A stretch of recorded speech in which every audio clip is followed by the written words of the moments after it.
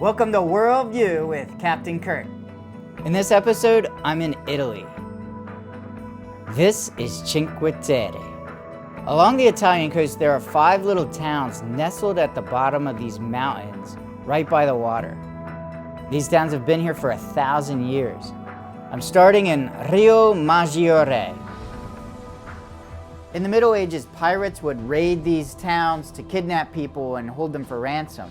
These notorious Saracen pirates roamed the seas for a long time. In fact, hundreds of years later, in 1794, the U.S. Navy was founded to fight them off along the trade routes of a brand new United States. Luckily for Cinque Terre, these raids stopped by the 12th century. For most of the last 1,000 years, people made their money by growing grapes for wine, olives, and lemons. But because of the steep mountainside, there's no normal flat land. So they adapted by building these terraces, little strips of flat land held up by dry stone walls. I can imagine it being a pretty idyllic lifestyle where maybe you go out fishing every day and whatever you catch is what you eat for dinner with your family that night. You don't have to worry about much else. Maybe you grow some grapes so you can have wine with your fish. Probably a lot simpler than modern life. In the Middle Ages, wine from Cinque Terre was famous and they made a lot of money.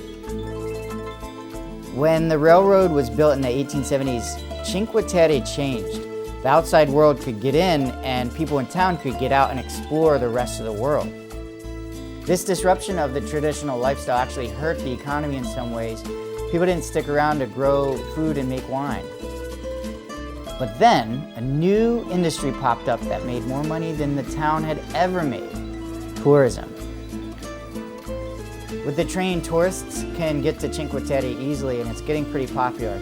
But it's not like super crowded, not like big cities. I was mostly alone on the hiking trails. Hiking through the terraces on the mountains was my favorite part. There's miles of trails. You could spend days hiking and the views are incredible.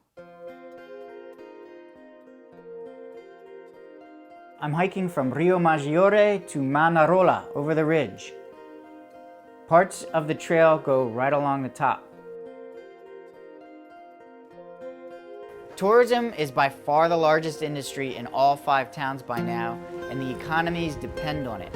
Way more people come through here than ever in the last 1,000 years, so they're working to make sure it doesn't harm the town or change it too much. In 1997, UNESCO put Cinque Terre on its list of World Heritage Sites, and tourism skyrocketed more than ever. So what are these World Heritage Sites?